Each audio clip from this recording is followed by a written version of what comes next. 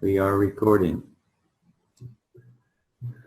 Hello, everyone, and welcome to the Covenant Calendar Club. We're so glad that you're here this evening, and we pray that you will be richly blessed with the message that you're about to receive. We ask that you watch over our teachers and that you give us ears to hear, and we thank you and want to welcome you on YouTube by giving you a big shout out and saying, hello! Hello, everybody. Hello. Love you. And we're all prayered up and fired up and ready to go. So we're going to go ahead and turn the camera over to Tim and Charlene. And thank you for being here. Let's go. Glad to see everybody here. It's great. Tomorrow's Shabbat. Yes, looking forward to that. End of a long, busy week. This study that we're going to look at tonight is a real light study. It's simple. It's easy to get through. I've been asked many times, yes, we know that Yahusha wasn't born at Christmas, but how do we know? How can we tell from the scriptures? So what I've put together is just a really light little PowerPoint, and it's not the end all. It's not the complete study. It's what I did was I'm hoping to give you something to which to launch your own study. Just kind of a little bit of a platform so you can continue on with this, because it's a huge study. So I'm hoping you can use this just to further on study or to help people understand that Yahusha was not born December 25. Okay, I'm going to bring up the share screen here. Can you see it? I can see your share screen. Okay. Yeah, I gotta. I always fight with these pictures. Okay. There. Is that better? Okay. Yahusha's birth. When was Yahusha's birth? That's the question I've heard so many times. And there's many different ideas of exactly when it was. The intention of this study is to help people understand the fallacy of the December 25 tradition of man. Was he born on December 25? That is the question. Is it possible this blessed event happened on December 25, which is the 9th day of the 10th month in Yahuwah's covenant calendar? In this study, the scriptures and the Hallelujah scriptures will be used mostly unless otherwise mentioned. Our salvation, Luke 2:11. Because there was born to you today in the city of David a Savior who is Messiah, the Master. And this is the sign to you. You shall find a baby wrapped up, lying in a feeding trough. I remember when I first discovered that concept of the feeding trough, I just shook my head. But that's what the Hebrew letter, or that's what the Greek letters point to, is a feeding trough. To ascertain the correct time of the birth of Yahusha HaMashiach, we must first find the details of the birth of John the Baptist. This takes us directly to his parents, Zechariah and Elisheva. Luke 1:5. There was in the days of Herodes, the sovereign of Yehuda, a certain priest named Zechariah of the division of Abiah. And his wife was of the daughters of Aharon, and her name was Elisheva. Zechariah's priestly duties. Zechariah was a priest within the Aharonic priesthood. Luke 1:5, in the last slide, informed us that Zechariah belonged to the Abiah division of priests. That's a very important factor. We also see that Zechariah belonged to the 8th division, and they, as others, would serve in the tabernacle 2 times within a year, not including the mandatory set-apart appointed times that each priest must serve. 1 Chronicles 24:10. The 7th to Hakots, and the 8th to Aviah. That's the 8th course of the priests. Zechariah, the Kohen HaGadol, was performing the sanctuary service at the altar of incense in the tabernacle. Zechariah would serve in the 8th individual week after the Tekufa, the vernal equinox, had initiated Yahuwah's new year. He would also serve during the weeks of Passover, unleavened bread, and Shavuot, when all priests must perform service duty together during the Moedim. Zechariah, while serving at the altar of incense, see that in Luke 1, verses 8 and 9, was burning the incense roughly in the week prior to Shavuot, or Pentecost. And a messenger from Yahuwah visits Zechariah. And a messenger of Yahuwah appeared to him standing on the right side of the altar of incense. This is the messenger's communication to Zechariah, Luke 1:13. But the messenger said to him, "Do not be afraid, Zechariah, for your prayer is heard, and your wife Elisheva shall bear you a son, and you shall call his name Yochanan," or John, as we used to know it by. The messenger's time frame. Did the messenger of Yahuwah provide a time frame of when Zechariah might expect this miraculous event to occur? Luke 1:20. But see, you shall be silent and unable to speak until the day this takes place, because you did not believe my words, which shall be filled in their appointed time. Yahuwah's message clearly indicated that the words the messenger spoke were to be fulfilled on a moed, or appointed time. Question: was this specific appointed time a moed? You notice there's a capital on the moed, a set apart appointed time, or was it simply a moed and appointment? Was that moed 4150? In Leviticus, we see the status of the moedim, Leviticus 23:4. These are the appointed times of Yahuwah, set apart gatherings which you are to proclaim at their appointed times. These are the moedim that have the capital M. And here we see the smaller M in the moed. In 1 Samuel, there is an example of a simple moed. 1 Samuel 20, verse 35. And it came to be in the morning that Jonathan went out into the field at the time appointed with David, and a small youth was with him.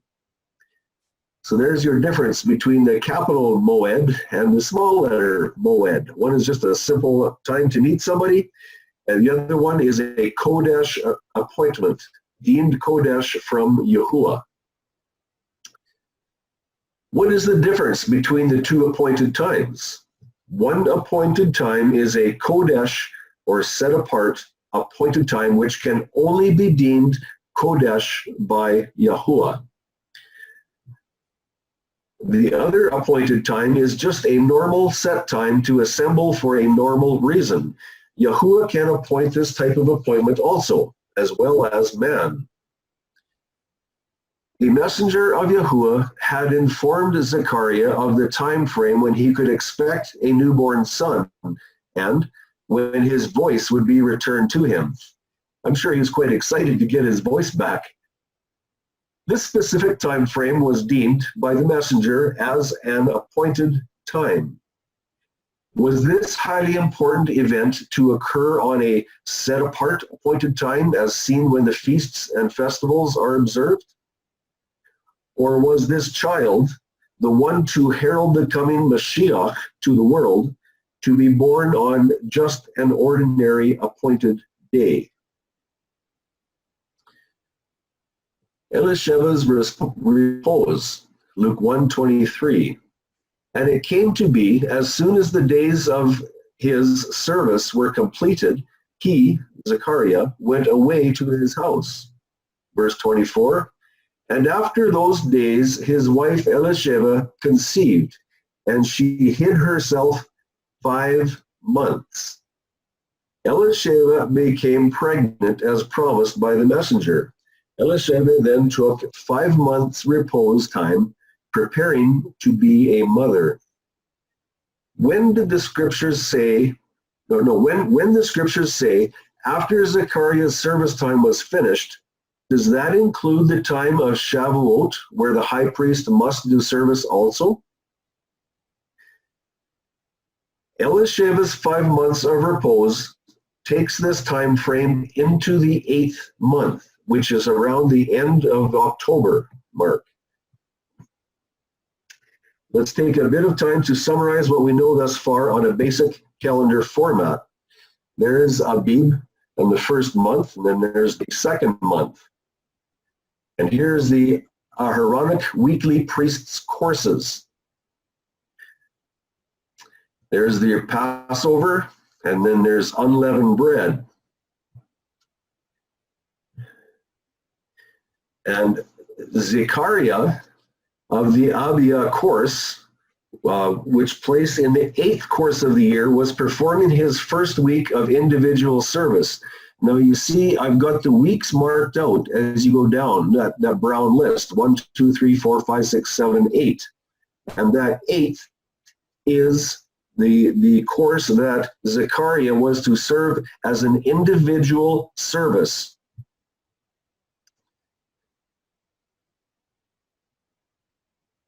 Why does the one brown square not contain a number? That brown space represents the week that every Aharonic priest was scheduled to serve simultaneously. That space during the Feast of Unleavened Bread is not classified as an individual weekly course for just one priest. That is when they were all to serve together. The scriptures do not inform us if it was during this week of service in the Mishkan or if it was during the week of Shavuot that the messenger of Yahuwah related the incredible news of a son to Zechariah. It is quite likely, depending upon how the weekdays of the year landed, that this 8th course was the very course prior to Shavuot or Pentecost. Zechariah returns home to Elisheva. Zechariah, being the Kohen HaGadol, was also required to serve during the Feast of Shavuot. The scriptures declare that Zechariah returned home to Elisheva after his service duty in the tabernacle had been fulfilled. Let's read from the scriptures of this account. Luke 1:23. And it came to be, as soon as the days of his service were completed, he went away to his house. And after those days, his wife Elisheva conceived, and she hid herself 5 months. This 5 months of hiding reaches at least into the 8th month of the year. When does Zechariah return home? Here we're going to look at a calendar just so we can have a visual to get an idea when he's going to return home. There's the first and second courses of the priestly rotations. There is your unleavened bread festival, which every priest assists. And then after the feast, the priest's rotations resume. Courses 4 to 7 priestly rotations are fulfilled. Now you'll notice in the brown column, I have 2 number 4s, the 2 blue number 4s. And that's because the first portion of that week is in 1 month, and the next portion is in another month. It's not a dual 4 just to complete that 1 week. Zechariah completes course 8 of service in the tabernacle and fulfills the Shavuot week also. He then returns home to Elisheva, making plans for a family, and that would be after Shavuot. Side note, the full week wherein Pentecost occurs is highlighted in the previous slide. This is seen in the recorded fact from the scriptures that the Kohanim started their weekly service on a Sabbath and ended on a Sabbath. And you'll see that in 2 Kings 11:9 and 2 Chronicles 23:8. Now let's return and look at the first 5 months of Elisheva's pregnancy. The first month of pregnancy, or hiding, for Elisheva. You'll see there's Abib, that's first month, then there's a second month, and in the box we read Zechariah's 8th course prior to Shavuot. And here Zechariah serves in the temple during Shavuot. Starting the following week, Zechariah returns home with family plans on his mind. Okay, there's month number 4. Elisheva's first month of pregnancy ended somewhere in the middle of the 4th month of the year. We are not given exact dates. I want you to notice that very, very closely. We are given approximate time frame. The 5 months of Elisheva's pregnancy. Okay, so we see in the middle, that is the 4th month of the year, and that is the first month of Elisheva's repose, where she went and removed herself from public vision, I guess. She needed to take some time off. There is the 5th month of the year, that is her 2nd month of pregnancy. And we continue the 6th month, that's her 3rd month of pregnancy. And here's the 7th month, that's Tishri, that is the 4th month of her pregnancy. And here's the 8th month of the year, and that would be her 5th month of pregnancy. These are the 5 months of Elisheva's hiding within the first 8 months of the year. Note, we are expecting that Elisheva became pregnant fairly quickly around the middle of the 3rd month. That brings the 1st month of pregnancy ending during the middle of the 4th month, and so on through the pregnancy. The 5th month of pregnancy would then have ended in the middle of the 8th month. This is an interesting one. Yahuwah's respect for a lady with a child. Yahuwah has provided a brilliant display of his high respect for a lady carrying a child within. Note that he did not tell Miriam of Elisheva's condition until her time of hiding had passed. It was on the last half of the 8th month of the year, into the 6th month of pregnancy for Elisheva, before Yahuwah sent a messenger to Miriam. That 6 months is very, very important. Miriam enters into the picture, Luke 1:26. And in the 6th month, the messenger Gabriel was sent by Elohim to the city of Galilee named Nazareth. Verse 27, to a maiden engaged to a man whose name was Joseph of the house of David. And the maiden's name was Miriam. The 6th month of pregnancy was starting around the 15th, and that is in the 8th month of the year. Luke 1:36, and see, Elisheva, your relative, she has also conceived a son in her old age, and this is now the 6th month to her who was called barren. So that is the 6th month of her pregnancy. And if you look up Luke 1:5, there you'll see that Miriam, being a relative of Elisheva, was also of the bloodline of Aharon.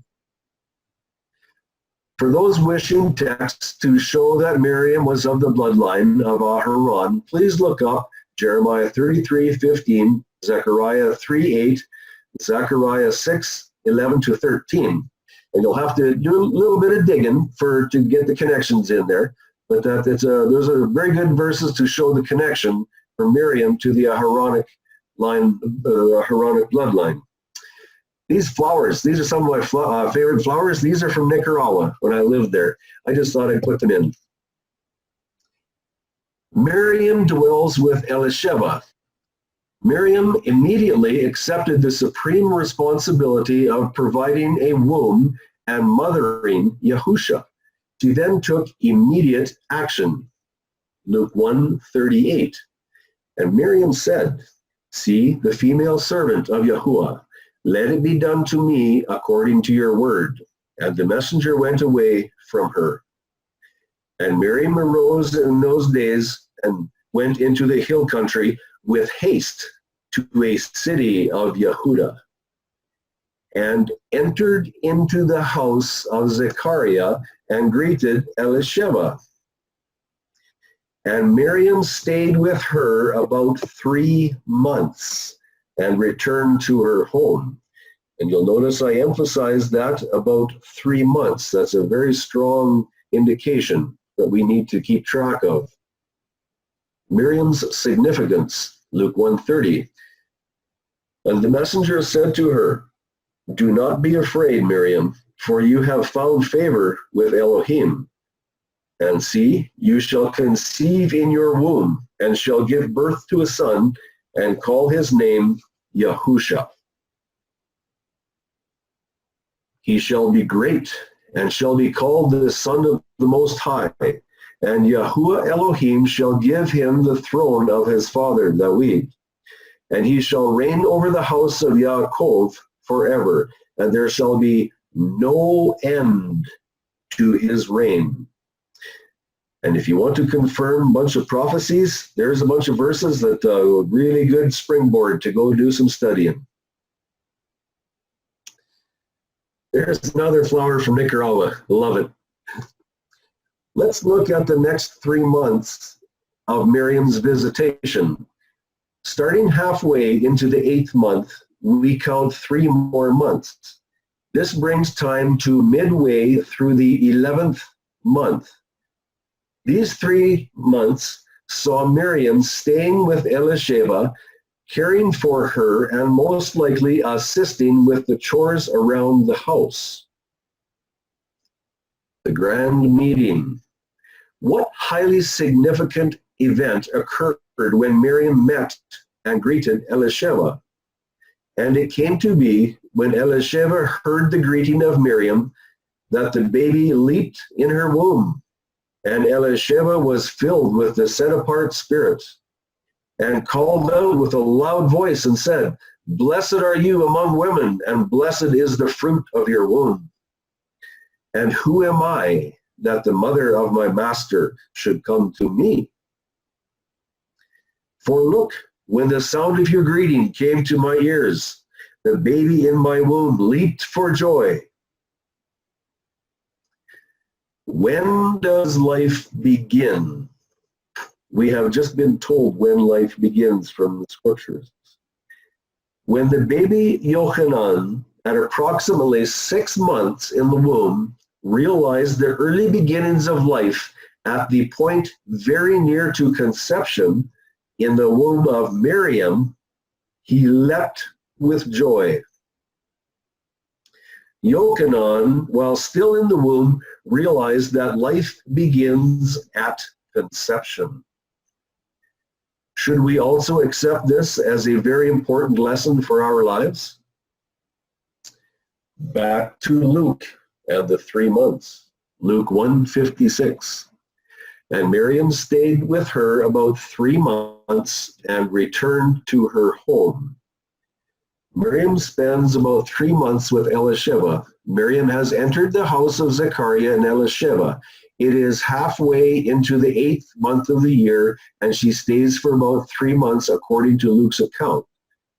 And Miriam stayed with her about 3 months and returned to her home. And there is your 3 months, the 8th, the 9th, and 10th in the halfway mark. Miriam departs well into the 3rd month of visitation.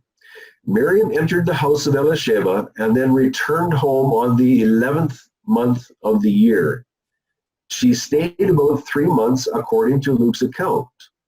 Verse 56, and Miriam stayed with her about 3 months and returned home. So Miriam returned home in the 11th month. And from what I understand, it's around the middle of the month. I just said that, so I won't bother reading the box. So you can read it yourself. It is good to carefully note that we have not been given solid dates to define the exact timing of Miriam's return to her home. We have been given only approximation times of this event. We cannot say for absolute certainty just when it is that Miriam returned to her home. We do know it was sometime before the Passover. Sorry about that. That was my phone going off. Assuming Elisheva's pregnancy began very shortly after Zechariah returned home, the months of her pregnancy would look like this. Pregnancy, there's month number 1, that would be in the yearly month of 3.5 to 4.5. Month number 2 of pregnancy would be in the 4.5 to 5.5 months, and so on. Continue down that list. That gives your months of pregnancy and the months of the year. Now, if you would note, the 9th month would go somewhere between 11.5 to 12.5. Somewhere in that area. Elisheva gives birth to Yochanan. Luke 1:57. And the time was filled for Elisheva to give birth, and she bore a son. The time frame established from the time Zechariah served in the tabernacle presents the position that Yochanan was born very close to the Passover season. Many people say it was on Passover. This author cannot go there. So what does this information of Yochanan's birth do for us?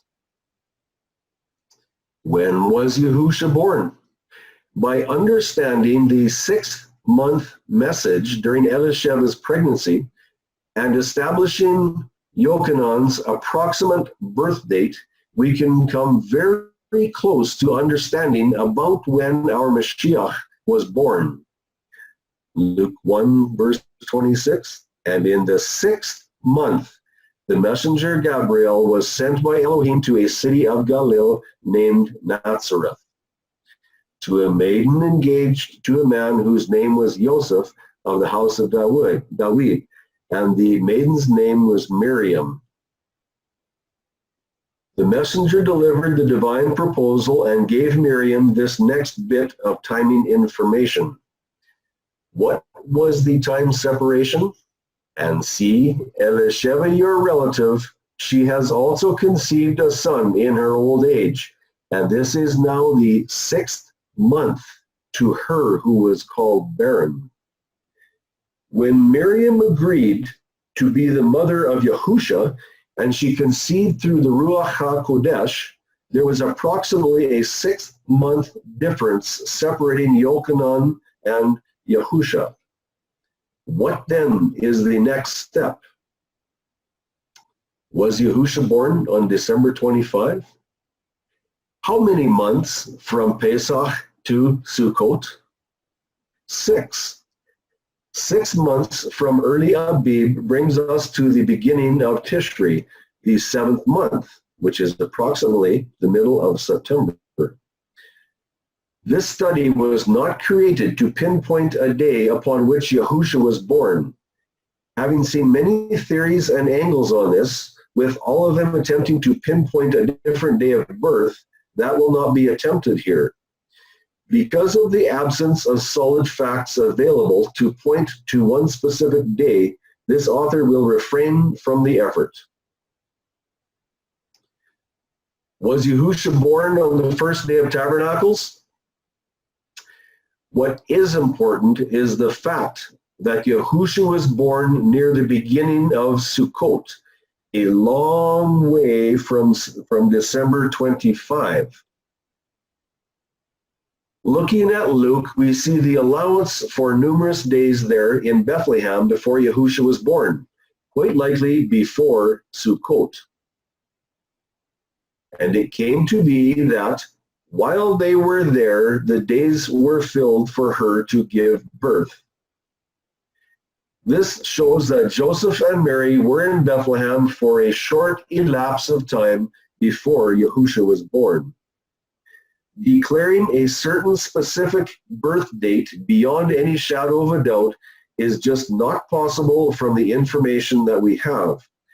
And I do invite any corrections that anybody has on that. If you have more information, I would greatly appreciate it. And you can send that to me if I'm wrong with this, if I have missed something. What is Israel's weather like in December? Would there be weather complications for a December birth for Yahusha? Yisrael in December. Ezra 10:9. Then all the men of Yehuda and Benjamin gathered at Jerusalem within 3 days. It was the 9th month on the 20th of the month, and all the people sat in the open space of the house of Elohim, trembling because of the matter, and because of showers of rain. That shows the type of weather in December. Ezra 10:13. But the people are many, and it is the season of showers of rain, and we are not able to stand outside, and the work not of 1 or 2 days, for we have greatly transgressed in this matter. Song of Songs 2:11. For look, the winter is past, the rain is over, gone. Why have I brought this out? Winter in Israel. The scriptures have just given us clear concept of the weather in Israel during the 9th month, which coincides loosely with December. It is rainy. This is the wet season. Do they receive snow? Absolutely. Do you expect your loving Father would cause Miriam to be traveling with a child, Yahusha HaMashiach, within in this type of weather? In the rain, the snow, the mud, the wind, on the back of a donkey, possibly? What about the shepherds who were tending to the sheep that were destined for slaughter as sacrifices for the tabernacle? Would they have kept the sheep out in the fields, extended 2 months beyond the normal times of bringing them to shelter on this particular year just to fulfill the Torah? I don't think so. When it's time for those sheep to be brought in for shelter, they would take them in. Or is it possible that the shepherds had their flocks in a protected environment prior to the arrival of the difficult winter season, exactly as they do today? A Jewish perspective. An interesting perspective is seen when listening to a Jewish person who has lived in Israel. When Christians try to tell them about Jesus being born at Christmas, and they see everyone celebrating the 25th of December as his birthday, they just shake their heads in dismay. They wonder if Christians have taken a serious fall and if they are no longer able to comprehend the scriptures, or if they are just plain intentionally ignorant of what is recorded within the scriptures pertaining to the birth of HaMashiach. They marvel at the thought of Yahuwah, the loving Father, causing Joseph to travel during the rainy season in the cold and mud with a very pregnant wife. Remember, the intention of this study was to help people understand the fallacy of the December 25 tradition of man, not his actual birth date. It is hoped that we'll realize the immense importance that Yahuwah places upon the Moedim for timing of this universe. Also, that this importance will be understood and transferred in view of the final period of this earth, it is then the Moedim will have tremendous prominence in determining Yahuwah's events. We are commanded to remember Yahusha's death, not to celebrate birthdays. If we are commanded to celebrate his birth, let me reread that again. If we were commanded to celebrate his birth, there would have been a moed established for that purpose. Sukkot gives us an approximate time, not an exactness, for us to celebrate his coming to dwell with us on this earth. Part 2. What is the connection of Yahusha's birth to the Feast of Sukkot and for our assembly plans for today? Moshe climbed up Mount Sinai many times, 8 times for sure. The everlasting covenant that was reestablished were the spoken words and writing on tablets by Yahuwah. Abraham was already living this same everlasting covenant when he was given the covenant for possession of the land. This everlasting covenant given to Moshe was understood, agreed upon, and ratified by not only Moshe, but also by Aharon, Nadab, Abihu, and the 70 elders. What was the time frame and significance of it all in terms of our belief structure today? Exodus 24:3. And Moshe came and related to the people all the words of Yahuwah and all the right rulings. And all the people answered with one voice and said, all the words which Yahuwah has spoken we shall do. The Hebrew nation then sacrificed animals to Yahuwah, and Moshe took the blood and sprinkled it on the altar. Exodus 24:4-6. Exodus 24, we're going to look at in the next slide. And he took the book of the covenant and read in the hearing of the people, and they said, all that Yahuwah has spoken we shall do and obey. Pretty strong words. And Moshe took the blood and sprinkled it on the people and said, see, the blood of the covenant which Yahuwah has made with you concerning all these words. The sacrifices and the sprinkling of blood had been accomplished. What was the final necessary act to complete a full ratification of the everlasting covenant? A sealing meal must be eaten.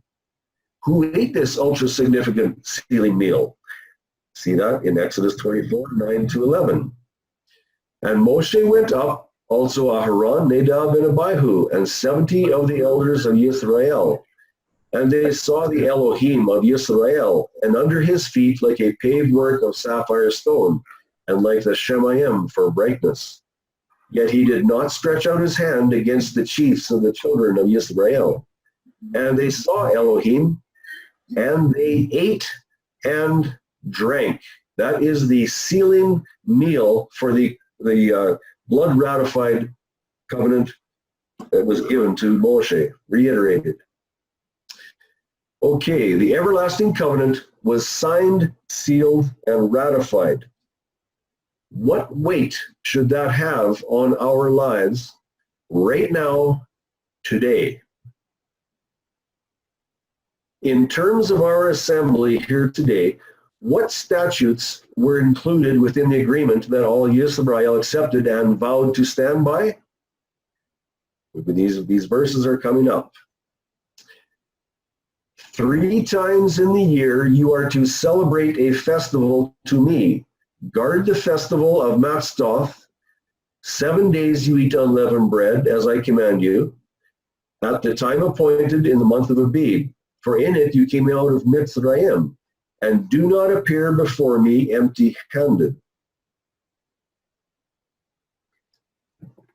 And the festival of the harvest, the first fruits of your labors which you have sown in the field, and the festival of ingathering at the outgoing of the year, when you have gathered in the fruit of your labors in the field. 3 times in the year, all your males are to appear before Yahuwah. Pretty solid statement Pretty hard to sidestep that one. Some of us here today have voluntarily chosen to obey the statutes of Yahuwah and will present ourselves before him in accordance with the blood-ratified everlasting covenant. It is the very same everlasting covenant that Moshe and the Hebrew nation agreed to obey. Let us choose to assemble on Yahuwah's Kodesh appointed time. It is the final Kodesh appointed time of the yearly worship cycles. This has been to commands of the timing factor. I think that sentence needs to be changed. Anyhow, what then is the reasoning or purposeful theme of Sukkot? What is the meaning of the Hebrew word Sukkot? We're going to look in the Kohler and Baumgartner Hebrew and Aramaic lexicon. Sukkot, or Sukkah, number 1, a lion's lair. Number 2, hut made from twigs and matting. Sukkot, number 1, on the Feast of Tabernacles, a person lives for 7 days in a sukkot made from leafy branches on roofs and in courtyards. What does John Parkhurst say in his Hebrew lexicon? You'll note this one is from 1776. Sukkot, a pavilion, booth, bower, tabernacle, covert, or the like. Little booths or huts are still usually erected in the eastern gardens for the sake of watching them. 1 Kings 20, 12, and 6. Pavilions. 16, I should say. Pavilions. But it probably means no more than slight temporary booths made with the boughs of trees. Yahusha became visible, born on this earth, possibly immediately prior to Sukkot. A sukkah is a dwelling place of sorts. Yahusha, in birthing, came to dwell with us. Starting with the Feast of Sukkot, Yahusha lived on this earth, fulfilling the will of Yahuwah, the Torah guidelines, word for word without discrepancy. What then is the reasoning for observing and rehearsing future festivals of Sukkot? What were the words of Yahusha in Matthew 26:29? But I say unto you, I will not drink henceforth of the fruit of this vine until that day when I drink it new with you in my Father's kingdom. Until that day. And the words of Yahusha in Mark 14:25. Verily I say unto you, I will drink no more of the fruit of the vine until that day that I drink it anew in the kingdom of Yahuwah. Also the words of Yahusha in Luke 22:18. For I say unto you, I will not drink of the fruit of the vine until the kingdom of Yahuwah shall come. Considering that Yahuwah does not change, Malachi 3:6, what will be established once again in the kingdom of Yahuwah? What has Yahuwah asserted that he will do at this particular time? And I shall make a covenant of peace with them, an everlasting covenant. It is with them. And I shall place them and increase them, and shall place my Migdash in their midst forever. And I will put my spirit within you, and cause you to walk in my statutes, and ye shall keep my judgments and do them. Every time I read this verse, it really hits me hard, because it says here, and cause you to walk in my statutes. And for some reason, every time I read that, I question, are those the statutes that were abolished? Are those the statutes that are no more, that are removed, that we don't have to obey? How come he is going to cause us to walk in the statutes that were abolished, that were removed? that are taken away, that are non-existent. And it just doesn't make any sense to me how people can understand that those statutes are no more to be obeyed. It's beyond me, because right here he's telling us very clearly they're going to be reestablished. And then he says, and ye shall keep my judgments and do them. It doesn't say recognize them, know that they are there and ignore them. We are to do them. We will be doing. That is the word Shema. Listen and act accordingly. What everlasting covenant and its contents will be established in the kingdom of Yahuwah? This kingdom of Yahuwah will realize the very same everlasting covenant as given to Abraham, reiterated to Moshe, which he then ratified by blood, and reestablished with the life and death of Yahusha HaMashiach. What conditions does the everlasting Melchizedek covenant contain? Exodus 23:14-15. 3 times in a year you are to celebrate a festival to me. Guard the festival of Matzot. 7 days you eat unleavened bread, as I have commanded you, at the time appointed in the month of Abib.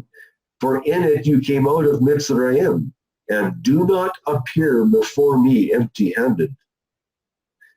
And the festival of the harvest, the first fruits of your labors which you have sown in the field, and the festival of ingathering at the outgoing of the year, when you have gathered in the fruit of your labors in the field. 3 times in the year, all your males are to appear before the Adon, or the proper name, Yahuwah. Yes, I am looking forward to Sukkot this year. Really, really looking forward to it. The same everlasting covenant with the feasts and festivals will also be celebrated in Yahuwah's kingdom. We will be rehearsing for that momentous time when we will be fully Yahuwah's people. Revelation 2:26 and 27.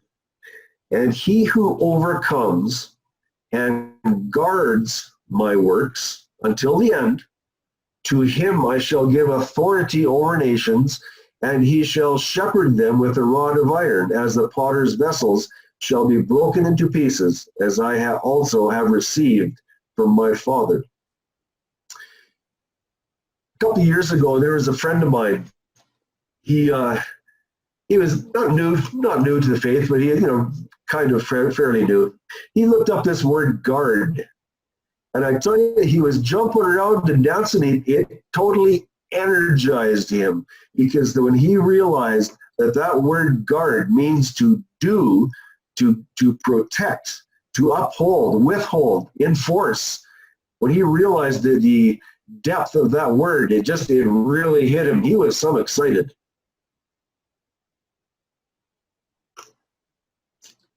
When does the festival of Sukkot end?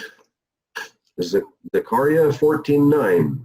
For the full context, you'll want to start reading from verse 1. And Yahuwah shall be sovereign over all the earth. In that day there shall be one Yahuwah, and his name one. And the Sukkot timing information, Zechariah 14:16-21. Here's verse 16. And it shall be that all who are left from the Gentiles, which came up against Jerusalem, shall go up from year to year to bow themselves to the sovereign Yahuwah of hosts, and to celebrate the festival of Sukkot. Just want to inject a little bit here. When you go back up into that second line and you read from year to year, that word year is shaneh. That word makes it very, very crystal clear that there is not a possibility in any way, shape, or form of a lunar year. It simply cannot be. And I'll tell you right now, that word shaneh is used 675 times in the Tanakh.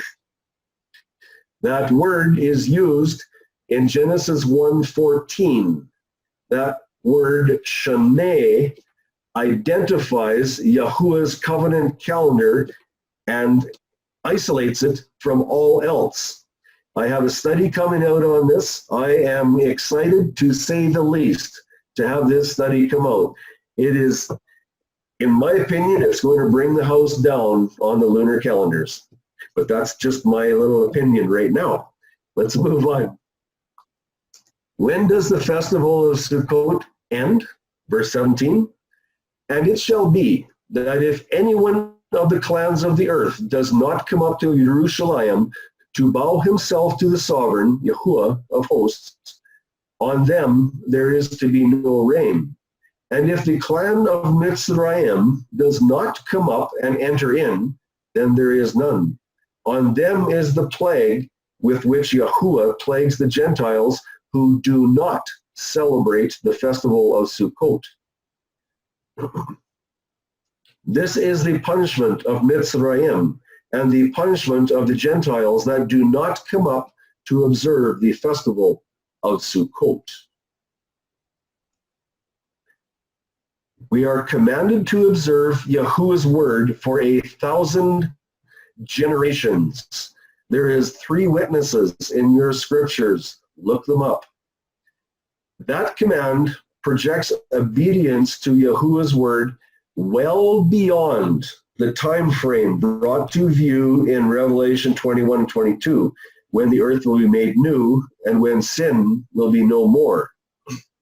Interestingly, this obedience time projection fits perfectly with the information of those who will and will not observe the festival of Sukkot, which we received from Zechariah. The final Sukkot on this contaminated earth will be after Revelation 12:14, and the woman who was given 2 wings of a great eagle to fly in the wilderness to her place where she is nourished for a time and times and half a time from the presence of the serpent. That is 3.5 years, or 4 full cycles of the Moedim feasts, ending with the festival of Sukkot. Again, and we are told that these festivals are abolished. Wow. Not in my books, not in my Bible, they're not abolished. Daniel identifies this earth's final festival of Sukkot. And I heard the man dressed in linen who was above the waters of the river, and he held up his right and his left hand to the Shemayim, and swore to him who lives forever that it would be for an appointed times and a half. And when they have ended the scattering, the power of the Kodesh people, then all these shall be completed. That is from the Hallelujah scriptures. Again, an appointed time, appointed times, and a half. Let's deeply consider the idea of Yahusha arriving on this earth before Sukkot to dwell with us. Let's look forward to the festival of Sukkot with plans to rejoice because Yahusha HaMashiach lives. Thank you. And may Yahuwah bless you immensely. And that's the end. Amen. That's right. Amen. Yahusha HaMashiach lives. What a final statement. Yeah. Excellent. Great message. Thank you very much. I know there's some questions. I saw some chats going across the thing with some questions. So let's open it up for some. I know Sudi said something about some numbers. I think it was 41.5 or something like that. Someone else, I think, said something about was it Shavuot being 1 day or something? I thought I saw something like that in the chat. And then of course I always have some input, but we'll put mine on hold. So, questions?